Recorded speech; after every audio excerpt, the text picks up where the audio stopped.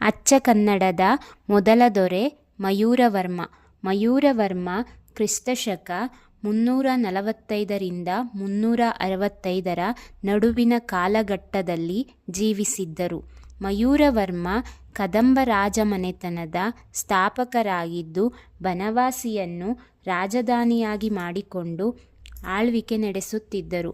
ಪಲ್ಲವರಿಂದ ಇವರು ಅವಮಾನಕ್ಕೆ ಒಳಗಾದಾಗ ತಮ್ಮ ಸ್ವಾಭಿಮಾನಕ್ಕಾಗಿ ಕದಂಬ ಎಂಬ ರಾಜಮನೆತನವನ್ನು ಕಟ್ಟಿ ಆಳ್ವಿಕೆ ನಡೆಸಿದರು.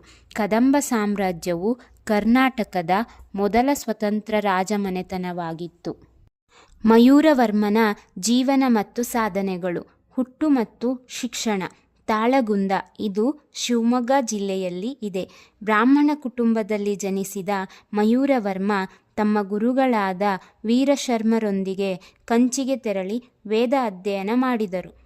ಮಯೂರವರ್ಮನು ಉನ್ನತ ವ್ಯಾಸಂಗಕ್ಕಾಗಿ ಕಂಚಿಗೆ ತೆರಳಿದಾಗ ಪಲ್ಲವರಿಂದ ಅವಮಾನಿತರಾದಾಗ ತಮ್ಮ ಬ್ರಹ್ಮ ತೇಜಸ್ಸು ಫಲಕಾರಿಯಾಗದಿದ್ದಲ್ಲಿ ಕ್ಷಾತ್ರ ತೇಜಸ್ಸನ್ನು ಪಡೆಯುವ ಪ್ರತಿಜ್ಞೆ ಮಾಡಿದರು. ಸಾಮ್ರಾಜ್ಯದ ಸ್ಥಾಪನೆ.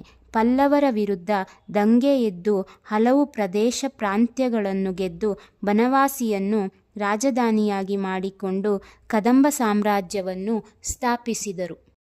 ಸ್ವಾಭಿಮಾನದ ಸಂಕೇತವಾಗಿ ಪಲ್ಲವರನ್ನು ಸೋಲಿಸಿ ಕನ್ನಡಿಗರನ್ನು ಅವರ ಆಳ್ವಿಕೆಯಿಂದ ಮುಕ್ತಗೊಳಿಸಿ ಕನ್ನಡ ನೆಲದಲ್ಲಿ ರಾಜಕೀಯ ಅಧಿಕಾರವನ್ನು ಸ್ಥಾಪಿಸಿದರು. ಕನ್ನಡ ಭಾಷೆಯ ಬೆಳವಣಿಗೆಗೆ ಕದಂಬ ಸಾಮ್ರಾಜ್ಯದ ಉದಯ ನಾಂದಿಯಾಯಿತು. ಕನ್ನಡ ಭಾಷೆಯು ಪ್ರಾದೇಶಿಕ ಭಾಷೆಯಾಗಿ ಬೆಳವಣಿಗೆಗೆ ದಾರಿದೀಪವಾಯಿತು. ಹಲವು ಪ್ರಾಚೀನ ಕನ್ನಡದ ಶಾಸನಗಳ ಕೊಡುಗೆ ಕದಂಬರಿಗೆ ಸಲ್ಲುತ್ತವೆ. ತಾಳಗುಂದ ಶಾಸನವು ಮಯೂರವರ್ಮನ ಜೀವನದ ಬಗ್ಗೆ ನಿಖರವಾದ ಮಾಹಿತಿಯನ್ನು ನೀಡುತ್ತದೆ. ಮಯೂರವರ್ಮನಿಗಿದ್ದ ಬಿರುದುಗಳು. ಶದಾನನ ಎಂದರೆ ಆರುಮುಖದ ದೇವನಾದ ಕಾರ್ತಿಕೇಯನಂತೆ ಶೂರ ಎಂದು ತಾಳಗುಂದದ ಶಾಸನದಲ್ಲಿ ಉಲ್ಲೇಖಿತವಾಗಿದೆ. ಇದು ಅವರ ವೀರತ್ವವನ್ನು ಸೂಚಿಸುತ್ತದೆ. ವರ್ಮ ಹಾಗೆಯೇ ಕದಂಬ ವಂಶದ ಸ್ಥಾಪಕ, ಪಲ್ಲವ ವಿಜೇತ, ಬ್ರಹ್ಮದೇವನ ಹಾಗೂ ಬ್ರಾಹ್ಮಣರ ಪೋಷಕ. ಹೀಗೆ ಮಯೂರವರ್ಮರ ಸಾಧನೆಗಳನ್ನು ನೋಡಿ ಜನರು ಅನೇಕ ಬಿರುದುಗಳನ್ನು ನೀಡಿದ್ದರು.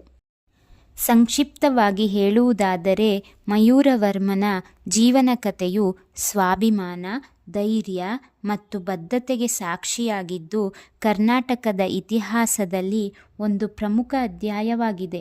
ಮಯೂರವರ್ಮನು ಮೂಲತಃ ಬ್ರಾಹ್ಮಣನಾಗಿದ್ದರೂ ರಾಜನಾದ ನಂತರ ಕ್ಷತ್ರಿಯನಾಗಿ ಪರಿವರ್ತನೆಗೊಂಡನು ಎಂದು ತಾಳಗುಂದ ಶಾಸನದಲ್ಲಿ ಉಲ್ಲೇಖಿತವಾಗಿದೆ. ಇದಿಷ್ಟು ಕದಂಬ ವಂಶದ ಸ್ಥಾಪಕ ಮಯೂರವರ್ಮನ ಬಗ್ಗೆ ಸಂಕ್ಷಿಪ್ತ ಮಾಹಿತಿ. Thank you for watching this video.